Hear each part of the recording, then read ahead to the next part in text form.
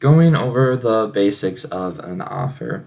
If you're somebody that I've met in person, I'm referring this video to, welcome. If you're someone who stumbled across this video online, I welcome you as well. Today I'm just going to be going over some of the basics of the offer and kind of what you need to know about what goes into the offer. I'm actually not going to go into like the fine print on the purchase agreement itself. I just want to go over a lot of like those key details in the offer, and also go over some of the things that are available when putting in a purchase agreement. One thing I'm not going to go over is like prorated taxes and some of the things like special assessments, just because a lot of the times there isn't special assessments on the house, and if there is, if you're one of my clients, we'll have that conversation. Most likely, we're going to try to get the seller to pay that. Depends on the market, though. There could be a chance that that's just not a house that is worth going for, depending on the market. But yeah, skipping forward, we're just going to get into the absolute basics of the offer. First things first is obviously the purchase price. Again, this is another important thing. It's like depending on your market, if it's a seller's market, when you're putting that purchase price, if the house has only been on the market for a week, they're not going to take pretty much anything under the list price. It's really important to understand how days on market, so how long a house has been sitting on the market, affects like the negotiations of the purchase price.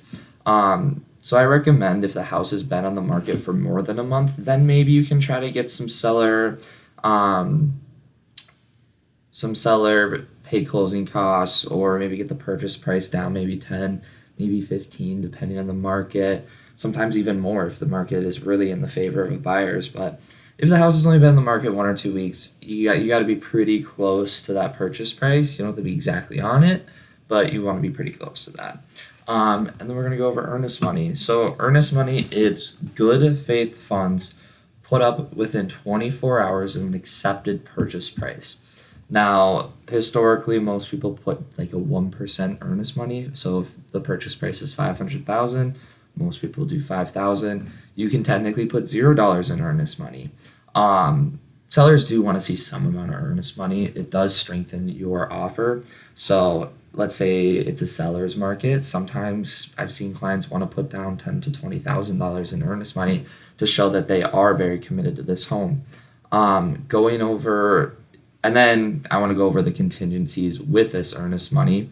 So the easiest way to explain earnest money and how you can basically lose earnest money, it's very important to go over that. And then also how you can receive earnest money upon cancellation of a purchase agreement. So during the home inspection period, that is one way you can get your earnest money back. So let's say you do the home inspection, you do a sewer scope, and there's a $30,000 problem. And you and the seller, you guys just can't come to an agreement, or we can't come to an agreement.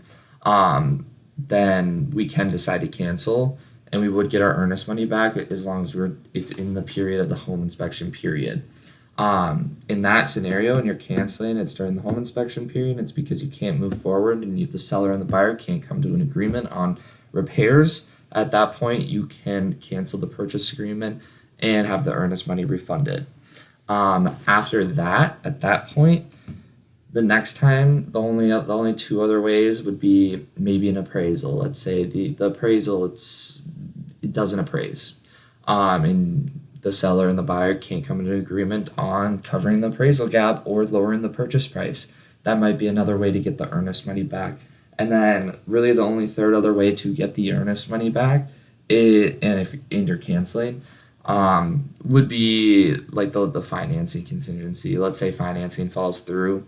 I do a written statement, so if the lender can't get a written statement basically saying that the loan is good to go by usually like 5 days to maybe 10 days before the closing day, and he can't get that letter, then earnest money is refundable at that point.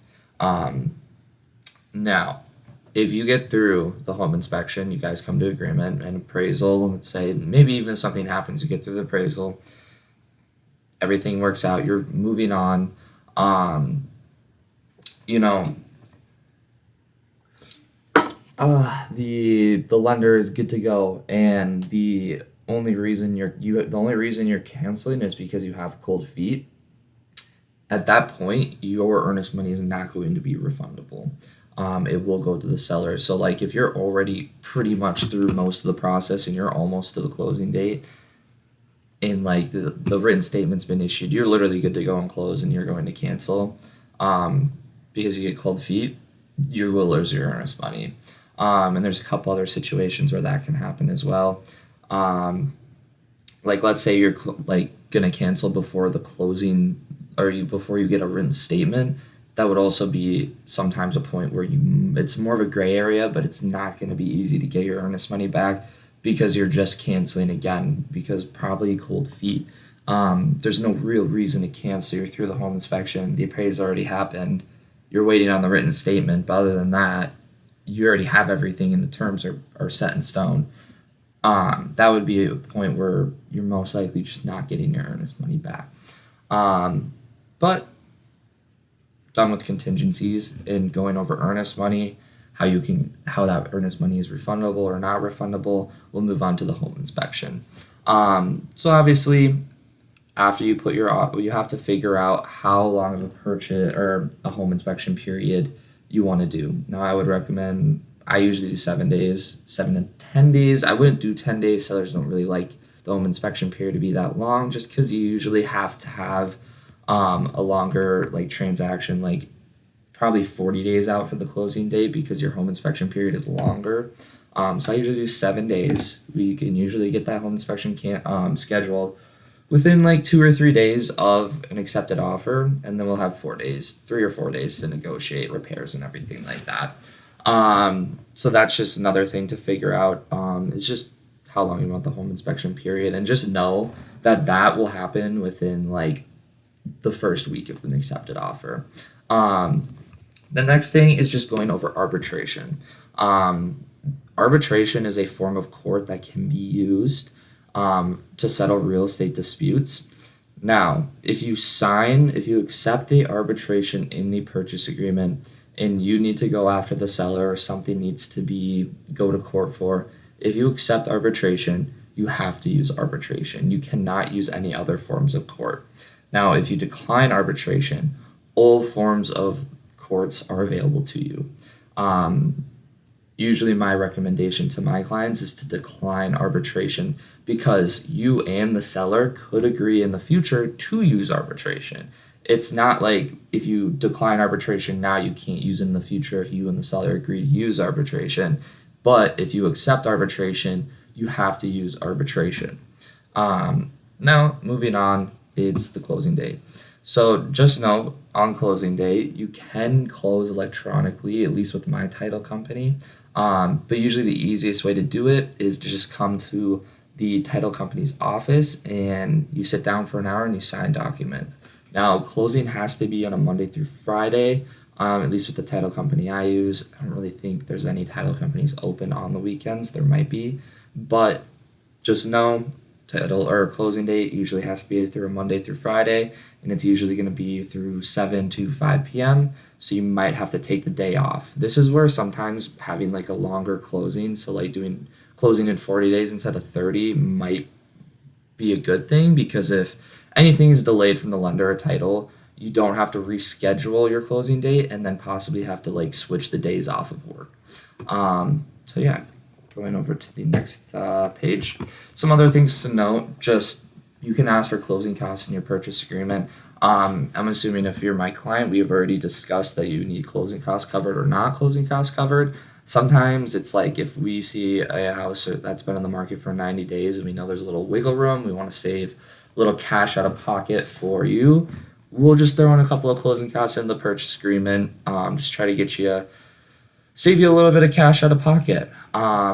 Going over some different clauses that can be used in multiple offers, or if you're trying to get someone to accept your offer. Let's say, so the sunset clause, I'll use an example of when this can be used. So let's say there is a house fresh on the market and it's a seller's market, and you don't want this to go into multiple offers.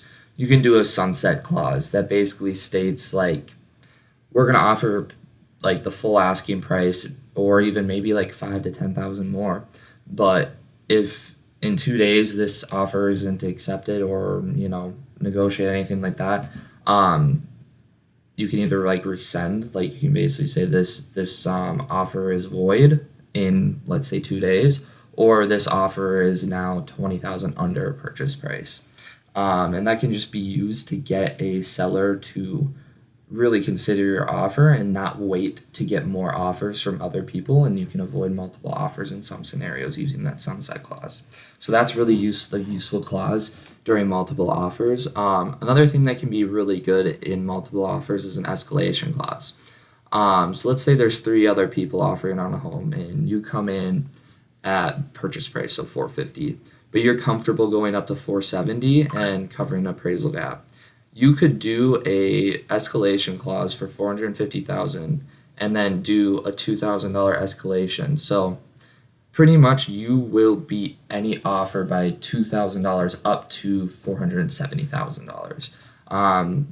A little weird trick some realtors like to use is, do a couple of $1,000 over 470, so like 472, just to beat out any other 470 escalation clauses.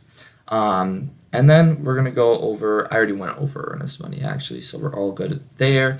And I went over financing contingencies. I would say that is pretty much the basics of an offer. There's some more stuff in there, again, like if there's special assessments, just going over prorated taxes. Those are just some easy check boxes in the purchase agreement that I can show you in person. If you're not one of my clients, that's something you would probably want your realtor just to explain to you. It's not too complicated unless the seller wants to change some of those things. But yeah, just make sure you're going over the purchase agreement, just making sure you know some of those key details in a purchase agreement. But yeah, that is all I got for you today. That kind of just really goes over the basics of a purchase agreement and what goes into that. But yeah, have a good rest of your day. Hope this video is informative and will help you understand what goes into an offer a little bit better.